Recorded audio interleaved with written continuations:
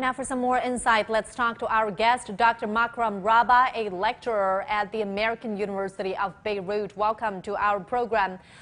So Adib has emerged as a relatively unknown quantity to form a new government, and as we mentioned, he faces daunting tasks.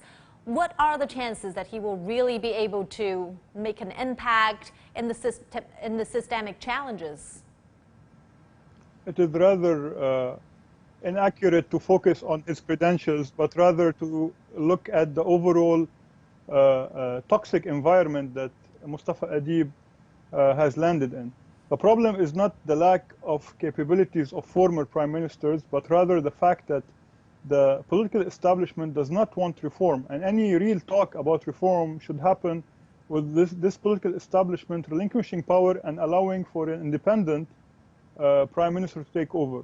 As you mentioned, Mustafa Adib is not independent. He has been named by both factions, be it the pro-Western one or the pro-Iranian faction, and thus any talk and any optimism about his ability to reform this political establishment and save Lebanon from the disaster it's currently in would be wishful thinking from any part. And more importantly, if we were to look at his career, he was appointed from outside the diplomatic corps, which means he owes his position to his political patron, and in this case, it's former Prime Minister Najib Mikati.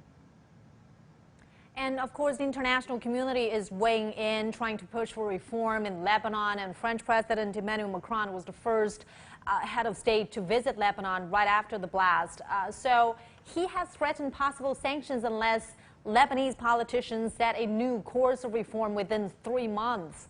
How much impact is his pressure having there? Well, his impact did not change much because the political establishment and the various political leaders in Lebanon wanted to play along, and it is no coincidence that Mustafa Adib was named just hours before Macron landed in Lebanon. The problem is not talking about economic reforms, which is something the majority of the Lebanese talk about. That the problem here is that Macron is avoiding talking about Iran and the arms of Hezbollah. And this is really the elephant in the room. Mustafa Adib will have a difficult time convincing the international community that he can reform when there is a militia, which is a transnational militia fighting across the region, on the table of the cabinet. And any talk that Hezbollah is willing and Iran is willing to compromise is just a red herring.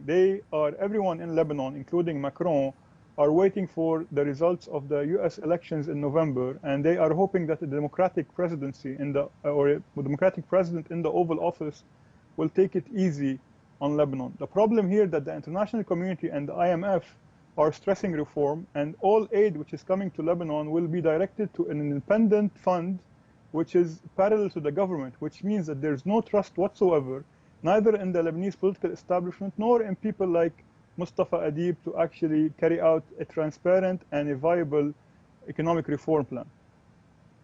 Well, thank you so much for your analysis, Dr. Makram Rabah. Appreciate it. Thank you.